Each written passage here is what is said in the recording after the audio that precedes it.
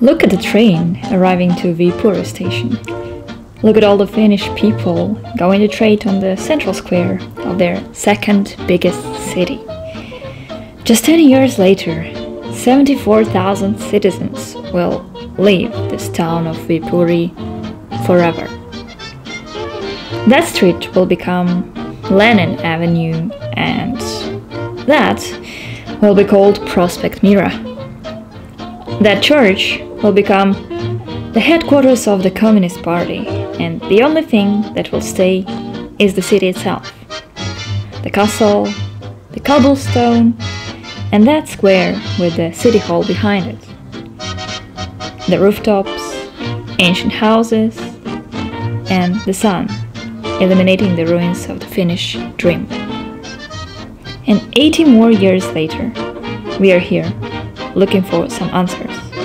Why everyone says that we've lost Vyborg, that it is now on the periphery of living memory, and is it true that Finns have taken better care of it? Volkswagen, Vyborg.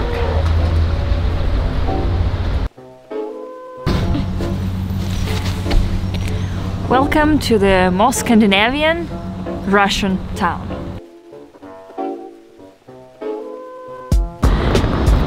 We'll see today how is it possible that part of Finland still exists 40 kilometers away from Finland, being Russian for almost 100 years.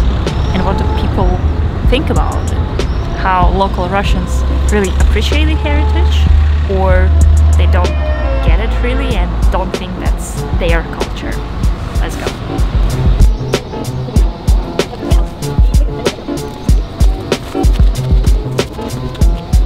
How one city can be Sweden, Finland and Russia at the same time, and why the cradle of Finnish culture was decaying for such a long time. Soviet-era visitors from Finland said that everything was grey and sad, and the town is grimy, gloomy and depressing.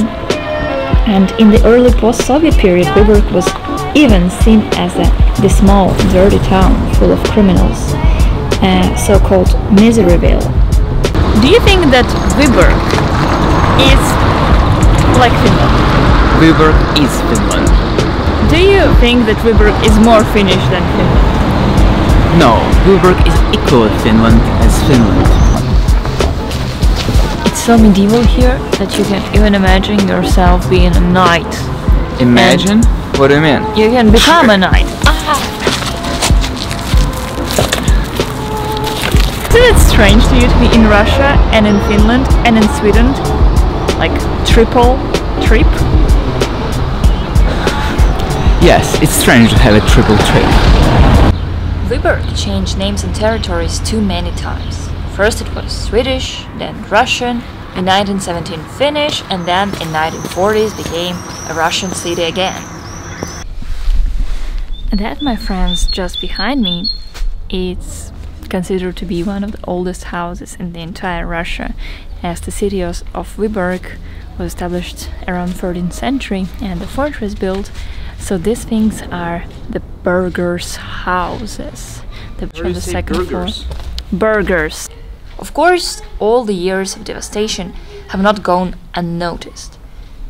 Domus, for example, one of the most beautiful buildings in Vyborg, now is falling apart. Some streets were gone completely.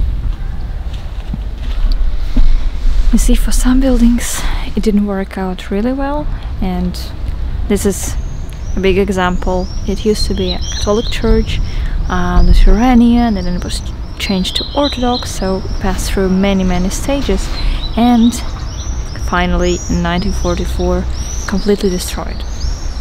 So now it's a ruin, a cinematic one, but you know, it's better if it was standing. Once it was a super cosmopolitan city. Germans, Russians, Swedish, Finnish living peacefully together. Modern Vyborg is a town in all respects close to Europe. Lots of buildings still have Finnish windows, red roofs and ornaments inspired by northern folklore. Vyborg was lucky to become the first and the most popular border town to Finland and Europe. Even during the Soviet period, it was a crossing point for Finnish trucks and was a kind of foreign town inside Russia. All of this media, they are telling that Russia doesn't need this heritage. Russia doesn't care about it, doesn't restore it. People don't associate themselves with Finland. They don't care about the names of the Finnish architects. And that guy who has founded the city of Vyborg is also not important for them, because they are not connected, right? I don't think so, because it was so long time ago. I think they already are integrated in the culture quite well.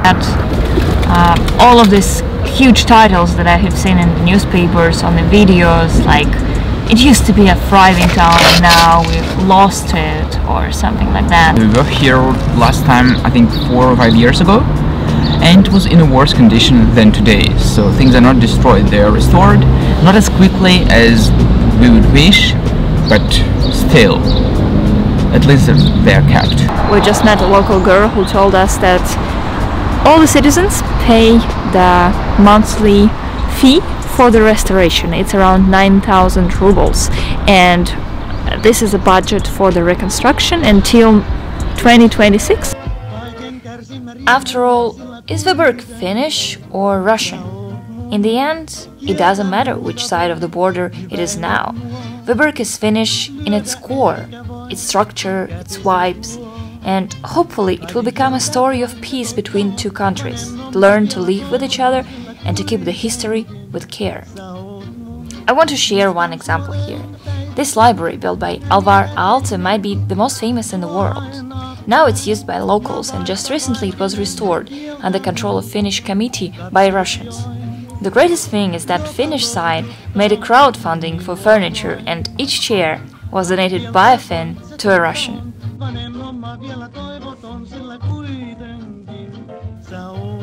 Let it be the example for the rest of the world. After all, Vyborg is a magical place that has survived despite being neglected by ones and so much wanted back by the others, despite wars and years tearing it apart. But still, guarded by some miracle and by the energy of those who made it exist.